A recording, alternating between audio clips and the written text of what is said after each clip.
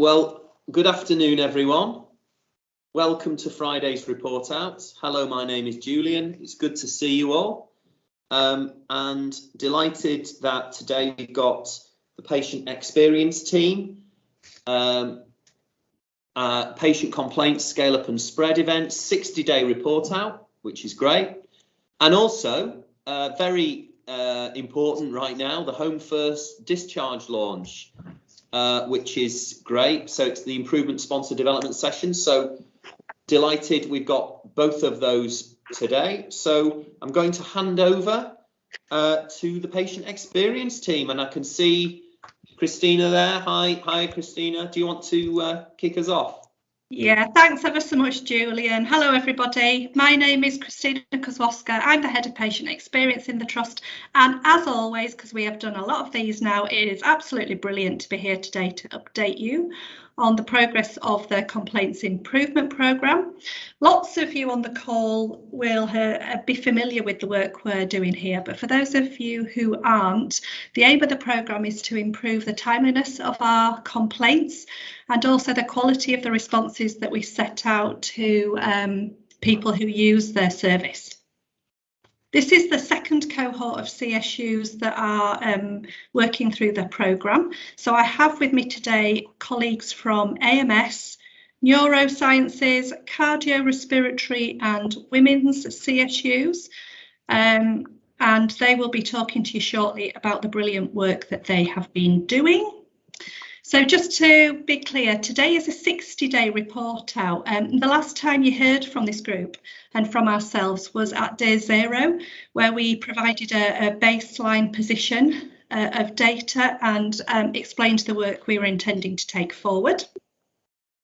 So with no further ado, may I just ask for the next slide, please, on the pack, and I can talk to you about the data and what it's showing so far. So we do know that complaints take a long time to demonstrate improvements because of the amount of time it takes to complete a cycle.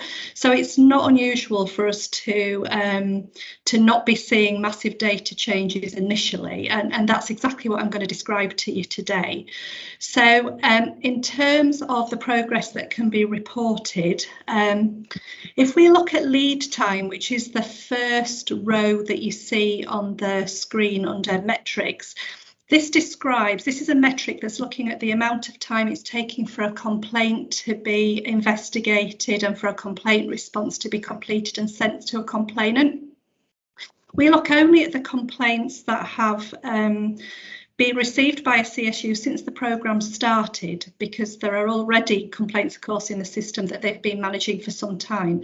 But for the purposes of this work, we look at complaints that are new to them since the programme started and how long it takes for them to apply their new ways of working to that complaint and get it to a point of completion. So we're able to say that cardiorespiratory, since we last spoke, has gone through one cycle, so completed one complete complaint and response, and has reduced its lead time by 52%, which is brilliant. And Neuro has done that twice, so has completed that with 2 complaints and has reduced the lead time for its service by 70%. When compared to its baseline position that we reported 2 months ago. So absolutely amazing work there from the CSUs, and Women's and AMS have still to record a complaint that's come through, and that will often be dependent on when they first receive a complaint in relation to the timescales we're talking about. And the only other data there is to report today relates to something we call work in progress. So this is looking at the data, the complaints, the number of complaints that were in the system at the time the programme started. And what, of course, we're trying to encourage ourselves to do is to close those complaints down as quickly as possible so that the CSUs can concentrate on applying their new tools, techniques and ways of working to the new complaints that are coming in. So great work going on here as well. We've got cardiorespiratory that have closed down 10 of 18 complaints they had open, Neuro 8 of 19, Women's 8 of 12 and AMS 18 of 42. So brilliant progress there as well. I am now just going to ask for the next slide, please, to be moved on, and our AMS colleagues to join us and take over from here. Christine, unfortunately, they are having problems tuning in, so I'm going to read out the slide for them, if that's okay. Hello, everybody. Thank you very much. So I'm John White, I'm the lead nurse in the patient experience team, and I'm just going to read out for you the progress that AMS have been making as well. The first thing that the AMS are wanting to do is to implement weekly complaint meetings with the AMS governance lead, and in collaboration with the patient experience lead, and that is in discussion at the moment, and hopefully that'll be implemented by the end of this month. However, they are holding weekly meetings with the complaint handler, and the other thing they've managed to achieve is to send green, amber and red reminder and countdown emails to the team as investigations go on. This is from their SOP to show the process for the 20, 40 and 60-day targets, and the emails are sent out to remind clinicians and those who are involved in the investigation their obligation to get responses back to them within a particular period of time. We know how important this is in part of the standard work in the improvement programme. They are looking into considering recruiting additional resource to help to investigate and write and also QA complaint responses, and this is to be confirmed, and that will be down to resources within the CSU itself. One of the things that I spoke to Jane Matthews, is the patient experience lead, yesterday, was about they're going to be undertaking a review to understand why reopened complaints have reopened, and this will become an important part of their improvement work to look at themes, trends, etc., to make sure that they can reduce the number of reopened complaints, which will be significant in terms of the numbers they get of complaints within AMS. So this is an important piece of work that they will be undertaking. And the final element that we've already started is to provide coaching or signposting for the patient experience lead within the AMS CSU for complaints training, and that is something I'll talk a little bit more about in the complaints the final slide on this deck. Thank you, John. I managed to get in. Hi, Jane. Is there anything else you wish to add onto that, Jane? No, I think you've covered it. Thank you. Thank you. Thanks a lot. Next slide, please. Hello, everybody. My name's Lindsay Muchkavaviri. I'm the head of nursing for neurosciences. Thank you for sharing our slide. We just wanted to update you on where we were and what we've managed to complete so far. So we feel that our standard work is now well embedded in the CSU. We have a process now for allocating complaints, which comes through Natasha. She's really robust at making sure they go out as soon as they come in, and they go to the right and they're allocated to the right person. She emails out alongside that some information about the quality of the responses that we expect to get back to the TRI team. So what we expect of them when they're writing a response, and that it should be formatted in the correct way and on the right letter template.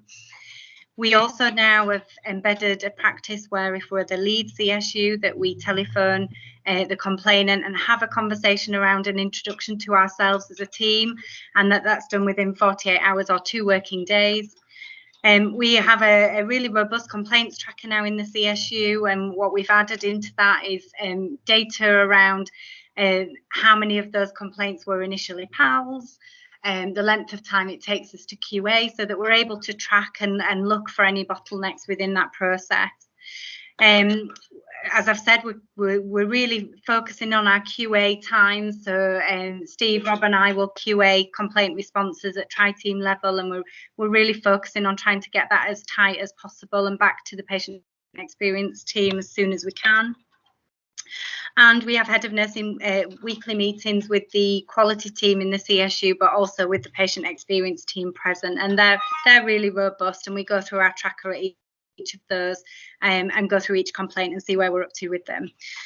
From a quality of complaint responses, what we're trying to do at the moment is working with the patient experience team to do some coaching. So some of our formal response writers have done some coaching already, but we want to spread that out across a wider team in the CSU, particularly around some of our team members that might answer PALs, because we see that a lot of our PALs, particularly in admin teams, will often come back to us in a formal complaint. So we're trying to do some early understanding of that. We're looking at the number of bounce back that we get from the PET team. So I'm certainly new to QA at head of nursing level. So I'm just trying to make sure that we get that as robust and as tight as we can when it goes back to patient experience, to reduce that bounce back time, because it adds a delay. We're still working with some of our more junior members of the team around how we have that conversation at 48 hours with our complainants, and what information we're trying to sustain from them during that conversation, and helping support some of those conversations with them. And we're also looking at a consultant lead. We're going to hopefully have a volunteer at consultant level that's going to work with Emma, our quality matron, as part of their job plan, to look at the complaint responses that come out from our consultant colleagues, but also on some of the other quality agenda in the CSU. So we feel that part of our is where we need to focus our improvement work on in the next 30 days, because we're only 25% compliant at the minute around that. Thank you very much. So to provide our update with regards to the timeliness of our complaints, we have looked at our complaints process flowchart within the CSU. Over the last 60 days, we have done several PDSA cycles just to make sure that the process is as streamlined as it possibly can be. Sorry about that. So we've had 3 iterations and we're on version 3 now of our PDSA cycle. We've also introduced visual management, and we had our production board. Because we're a cross-site CSU, we have been looking at that, and Gina, our general manager, she's basically introduced something into Microsoft Teams, which is a quality folder, and that is where we're going to have our complaints information and our tracker. So anybody within the management team can log on to Microsoft Teams and see that information live. We've also been doing our weekly complaints huddle with our complaints handler, and again the meetings were just kind of reviewing and refining. Had some useful feedback in the last week, and actually we need to focus on exception reporting within those meetings, and the agenda is being revised to look at themes, actions and support, so just to make the process and the huddle a little bit slicker. So that will be starting again next week. With regards to the quality of our complaint responses, we've introduced the HON phone call for all of our single complaints, and essentially that for me is very rewarding as a head of nursing, to fully understand what the patient's or relatives' concerns are, and then to do that follow-up phone call at the end when they are actually going to receive the complaint, just to make sure that any questions will be answered at that time. For me, our defect rate was quite high in relation to reopened complaints, so that's something that we are working on, and I'm hoping that the HON interaction will help with that. We've also utilising the patient experience team to introduce some coaching, and John is coming to our Perfect Ward meeting next week, which will be brilliant to work with our senior nurses within the CSU, and also to support our medical colleagues and business colleagues as well through our quality assurance meetings and also our specialty assurance forums. Final point is around the shared learning, and for me that's really important. How do we track the learning from our complaints? So we're doing that through Datix now, and a key action that we're taking forward at the moment is with regards to our patients not having been provided with the right information when they're in hospital, and that information then being provided to their carers and loved ones. The communication chain has broken down because of COVID, the lack of visiting, and that's quite clear in the complaints that we're seeing. So we're working on a volunteer to career project to see how we could potentially use volunteers in our clinical areas, and I know that's going to the CAG group very shortly to be discussed as a concept. So that's something as a CSU we want to pilot. So that's us. Thank you very much, and I'm sorry about the interruption. Next slide, please. Hi, my name's Eleanor Gleed and I'm a specialist midwife in the Women's CSU, and I initially handle all our complaints that come in. In terms of timeliness of our complaints, we've already established our weekly complaints huddle with our quadrumvirate, our new term, including myself and our complaint handler in those, and that's proved quite successful so far. We looked at having a complaints production board, and I initially worked on having that as a physical board in our office. We realise in present times that's not as easy for us all to share. I'm interested to hear that somebody's doing this via Teams. I will have to look into that, but at the moment I've been working with Amy Adams to see if we can do that via Datix so that everybody present in the huddle can view that together. We've also got our complaint standard word process written with internal targets in that to meet response times, and that's 80% complete. In terms of our quality of complaint responses, I'm hoping to have coaching with the patient experience team to strengthen my response writing. It says there, work with the team leaders to strengthen response writing. That's more about when we receive a complaint, I contact relevant team leaders, etc., and ask for their information, and then I put it into format. That was more working with them to speed the process and get the information I need back more quickly. I actually make the initial phone call with the complainant to establish the questions that they want to be answered and hear their story, and it enables a more personalised approach to response. It's not always possible to make a telephone call. We don't always get a telephone number for that. Where possible, if I can't do that, I do email them, either to ask them for phone number and are they happy for me to call, or have an email discussion that way. We try to encourage meetings to resolve complaints rather than written. I do feel that contributes to not having complaints reopened quite as frequently. It allows additional questions to be asked, and I just think it gives that better depth of response to the complainant. We've not had any complaints reopened following a meeting, whereas obviously we know that we do get several reopened complaints when we send a written response.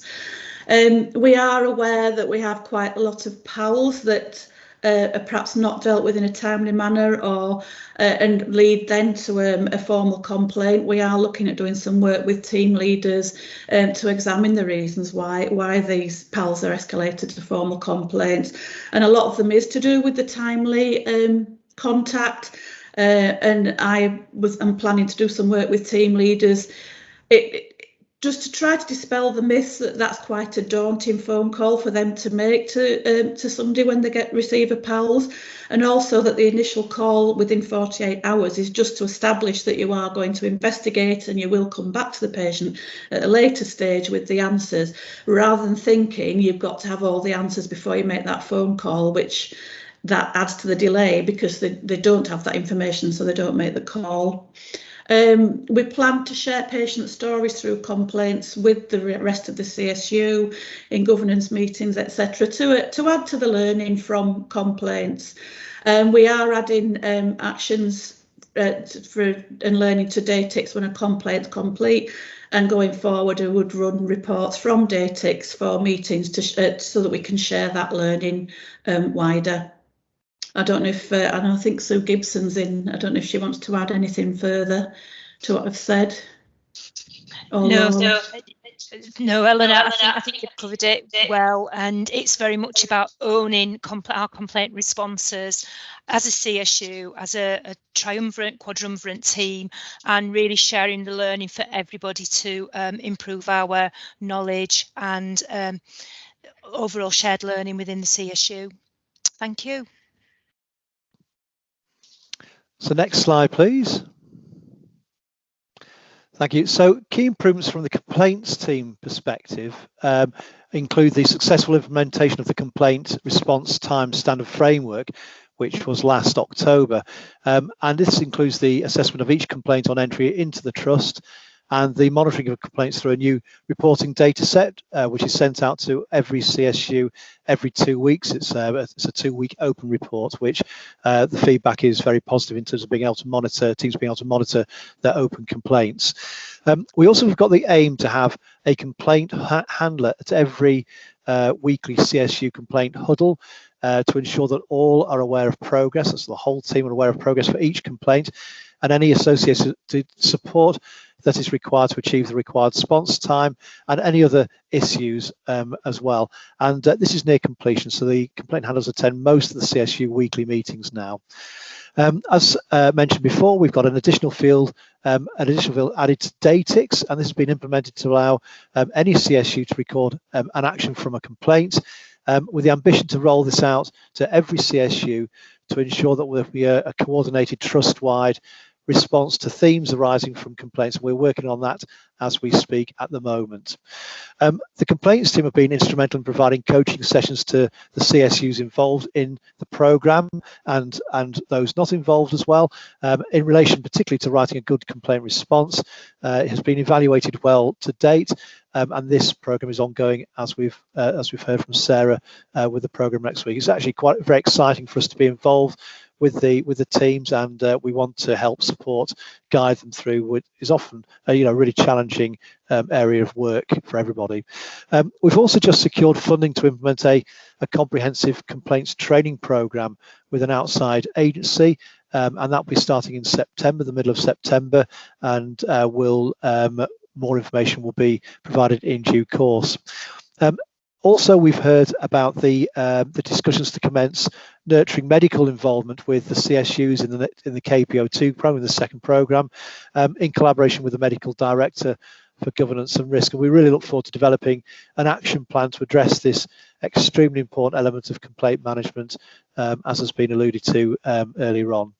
And so finally, the Complaint Quality Assurance, or the QA Forum, was set up a few months ago to support those of us in the trust who do provide a quality assurance function, and to address specifically many of the issues raised by CSUs and the complaints team in relation to complaint responses.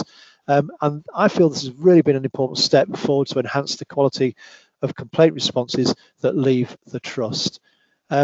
So thank you very much for listening. Thank you to all the CSU for taking part in this exciting improvement programme, and all for your time as well. Thank you. Thanks very much, John. That's great work. Really comprehensive update there.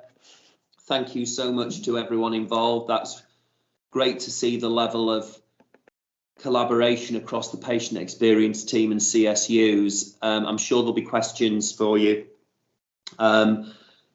guys. So Christina, maybe hold on until we get through to the end, allow a bit of time for the Q&A, but great work, many thanks, and such an important area for us to be improving and developing.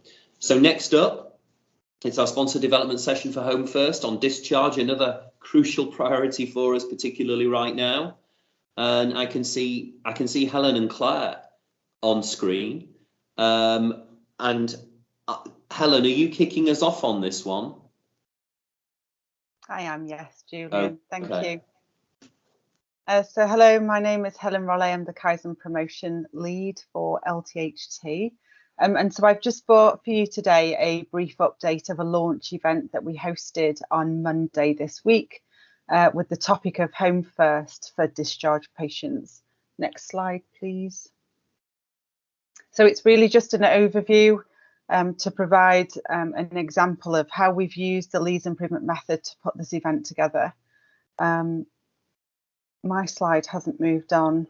There we go. So this is probably our first multi-agency, multi-professional event that we've launched with a current process that's in place. We have been incredibly well supported by 4 executives. And so Claire Smith being the LTHT executive sponsor, Sam Prince from LCH, Shona McFarlane from Health and Social Care, and Helen Lewis from the Clinical Commissioning Group. Next slide, please. So the 4 executives provided the group on Monday, and we had over 30 city partners that are represented within this pathway. And we were set the executive sponsor challenge of home first every time. And so we know that patients' pathways currently, either patients are waiting in an LTHT bed without a reason to reside, or we move them to an alternative facility bed whilst they wait an assessment. Value stream aims to do is to get the patient straight home out of the acute bed, and to receive their assessment and any ongoing care needs within their home environment where it's appropriate. The second challenge that was given to us stems out of the work from the vaccination, that this really is a system partnership approach, and therefore Team Leeds is the way forward. And so we've had some really excellent conversations with our city partners about really lifting our heads up out of the work that you do potentially in silo in your organisation to really start looking across the system. Next slide, please. So just to give you a flavour of our current state, this was the original map that was put to the team on Monday. It's now grown, and so the event, the information we collated during the event will now be added, and so it's a live document. But we've in essence used the value stream mapping, this 4 very simple cycle boxes for the patient. And so we have presented this from the patient's perspective. The waste that you can see all colour coded for the different types of waste. And lots of those actually fit in more than one category. And from the event on Monday, lots of staff shared with us additional wastes in the system. This work, whilst I have led it so far, will be, I've worked with a project team across city partners, and Fiona Allport and Vic Clark-Dunn will take the ownership of this document, and it will remain live for the duration of the work. And so as we continue to collect observational data, we will continue to input into this document. As you can see on here, we identified at the time this was completed, there were 220 patients in the LTHT bed base that had no reason to reside here. And so, you know, that's a significant number of patients that we really want to try and improve their pathway to get them into their destination. Hopefully that is home, but the most appropriate residential place for them. Next slide, please. So on the event, we shared the current state. We had lots of interaction from the people that attended around how they felt about the current state, what they see the challenges are. But we then say, actually, we've got a blank piece of paper here. What do we want our future state to look like? What is it around this process that we really want to alter? We asked and did some promoting innovation. We asked the teams to go away and think what other industries might help them to look at things in a slightly different way. And we will share that output pack next week when we come to report out about what that process will now look like. Next slide, please. And then finally, we had a discussion around metrics. And so this again will be picked up next week during the improvement week. But ultimately, the questions asked were, how does the current data, of which we have plenty when it comes to discharge, how does it help us to actually do the work every day and to help us to get the patient to their right destination first time? And then actually looking at those data sets that we have now, what's missing and what will we need to have in the future from our data sets to help us understand where the improvements in our actions will actually make a difference for the patient. So this is a real challenge for the team next week as we go in, and we will also be taking feedback from those that attended the launch event around what metrics will help us to deliver our work moving forward. Next slide, please. And so finally, our next steps, because this is just the starting point, we are putting in place next week a rapid process improvement workshop, which will start Monday. We will be back to report out as a full team next Friday. And then we won't be live testing next week. So we are looking at putting together what the new model will look like with a plan to test subsequently after the 9th of July. And so we recognise that patient safety is absolutely paramount, and so we want to be able to test this in the most safest way for the patient. So we will work during the week next week with the faculty that are supporting the week of how we will be able to test this moving forwards. Thank you. Claire, I don't know if you've got anything else to add to that. I think just to say it was a really sorry just to say it was a really great session, and there were some really powerful stories that came through from all partners, and what struck me is that we are much closer than when we are far apart. There was a real common sense of purpose in terms of what we were trying to achieve. I think the blockers for us as a system has been language and potentially silo working, as Helen has described, but still the right intent. I think what's really exciting for me from this work is, and I'm really grateful to Helen and the team for pulling this together, and it's not easy keeping that level of energy and pace over Teams when with people that you haven't met before either, in terms of building that rapport and relationship, but they did a brilliant job with it. I'm really excited about this next stage and what's going to come forward out of next week. The team as a city, because of the work that they saw being done in the vaccination centre, have real confidence in this, and they're committing to it as the process that we're going to use to be able to improve things for our patients. So yeah, high hopes for next week, Helen. No pressure. Great, really good. Yeah, really good. And great to see the level of collaboration on this. And it is such an important area for us. And what's really good though is that we're using the method to apply to our most important challenges, and that's great, isn't it? In the same way we did throughout COVID, particularly with the vaccination program. So really good to see. Yeah, absolutely. So questions, some really good content today, lots to get our teeth into and think about and appreciate. So Dolph. Yeah, thanks, Julian. Yeah, I just wanted to ask about the initiative you just showed, which is really interesting. How does that link with the Right to Reside initiative and also with the Discharge Collaborative? Thank you. Claire?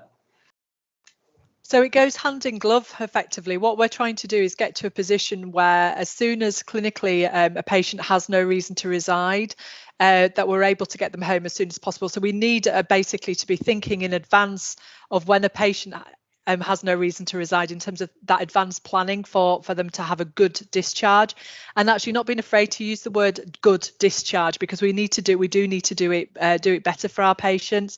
We know the longer we keep people in hospital that they decondition. We know that getting people home in a good time, whether or not that be their home or whether or not that be some residential or care home, if that's where they've come from, if we get people home in a good time, their ability to have more positive outcomes are directly affected by that. So it's all hand in glove. Thank you. Rob? Helen, you mentioned that it's the first time that the method's been used in a citywide issue. So thinking from a citywide perspective, how new did the method feel to other people, or did they recognise lots of what you were doing in the session, but perhaps call it other things? That's a really good question. And so there is lots of familiarity. People do recognise the method. What I would say is, obviously the vaccination work was multi-agency across the city, but we were designing a new process. And so it was really a really straightforward, let's just go, we have got a blank piece of paper. And so I think this is the first time we've taken a current process that exists in the city. And I think because of the vaccination work, we obviously reported out quite a lot, and we worked well with city partners in the supporting of the improvement. And so they do recognise the value stream as a mechanism of demonstrating the patient's journey. I think we often focus on what the process is for staff. And so I think, lots of the commentary I've had this time is actually I haven't been shown that data from the patient's perspective. And of course, ultimately, it's quite straightforward. The patient's just waiting in a bed, or we're transferring them to an alternative bed where they wait again. And so, you take away all of the complexity and just add a very simple, your patient's waiting, what can we do differently? The city partners, we've had lots of interest in the systematic approach of the method, that they can really see how that is helping to get people to think about different questions and to lift them out of the current way they think about a particular process. There's lots of mental valleys in discharge, and it is really complex. The staff are confused because we've done lots of changes, but they recognise we need to do lots of changes to make it better. So, this has definitely been pushing on an open door across the city. People are very engaged in wanting to improve, and actually they the benefit of this method. And so, I just keep being asked for lots of information, which is fantastic to share. So, yeah. Thank you. Great. Christina. Hi, thanks, Julian. I'm absolutely fascinated by this bit of work, not least because of the number of concerns that are raised in my world in relation to discharge. So I think it's absolutely wonderful that it's happening, really. I'm just, my query is around, clearly I understand how this work generally is taken forward, and that there's always a lot of focus on a patient experience, which is wonderful. But I also know from the work I'm involved with that there's a big interest from carers in the city at this moment in time in relation to the discharge work and the impact that some of the processes would have on them and their concerns around that. And my question is just, simply, is that being taken into consideration? Do we have a carer's voice? I presume that we would do, but I'm interested in that. Yeah. Yeah, so we've got a patient partner involved, and so we're in conversations with our patient partner about representation next week. And our patient partner was present on Monday. And so I think the other thing I would say, Christina, is that this is, a live document and a live process. And so we are continuing to work with partners, and we've got Age UK represented as well, and so we have got different voices present throughout the process, and we will continue to build and engage with both our employees and our patient partners as we go through this work. Yeah, it's really important. Great. Okay, any other questions? Just checking. Phil. Thanks, Julian, and thanks to both teams. Great presentations and really encouraging that kind of real world demonstration has just really gained traction over the last 12 months. My question was actually for Christina and team. Just so it's really great work to see the kind of metrics around our responses improving, and that's really heartening. Do you think some of the underpinning philosophy of the method about the kind of respectful behaviour also would then include kind of the approach we take to complaints, so that it's not just ticking a box to say we've responded within a certain time, but we actually think about the quality of what we are responding with? Do you think this piece of work is starting to help teams think about that? I genuinely do, Phil. Yes, we're doing it. So all the work, I mean, the CSUs, I'm sure, will respond with their own perspective on this, but certainly from a complaints perspective, complaints team perspective, the tone with which we interact with people is really important, and there's no doubt how that lands with our complainants influences how they feel about what we say. and influences, I think, whether or not they come back to us sometimes. So I think the important initiatives that we've talked about today that I think will improve that is some of the work that John is doing in supporting coaching, in the work that we're doing with the external company to promote training. We want to get that right, and the whole piece that we know we haven't got quite right in the organisation, which for me is, you know, that people come into post, they take on particular roles, and they find themselves in a position of having to write letters, having to interact with people, and we haven't prepared them necessarily for that role. I genuinely think that is something that we've overlooked, and that we have to embed as a key principle in what we want to get right going forward, in supporting our staff to be able to do what's asked of them in a way that they feel comfortable, you know, to do.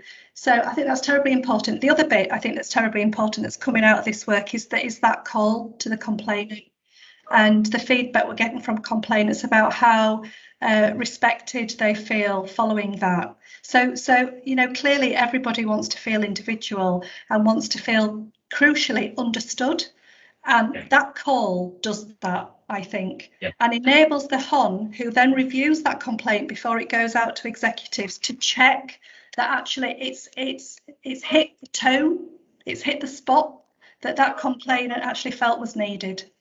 So that would be my response to that. I'm sure others have got their own views as well. No, thanks, Christine. I think it's really really good to hear that what we're not just doing is chasing a kind of set of target metrics, but actually using the method to drive those sort of respectful behaviours, which is really a really important part of the Leeds improvement method philosophy. So thanks for that. Great, really good. Thank you, Christina. Good question, Phil. Any other questions? So I think we're there. Great report out. Thank you very, very much to the teams from Patient Experience and the Home First Improvement Collaborative. Really good to see everything that's happening on that, and very much looking forward to hearing about progress indeed on both.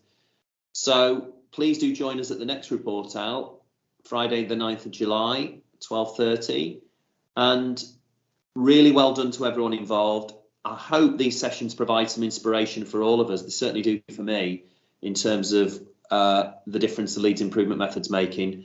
And please do continue to work in the Leeds way using the Leeds improvement method. Thanks very much, everyone. See you next time.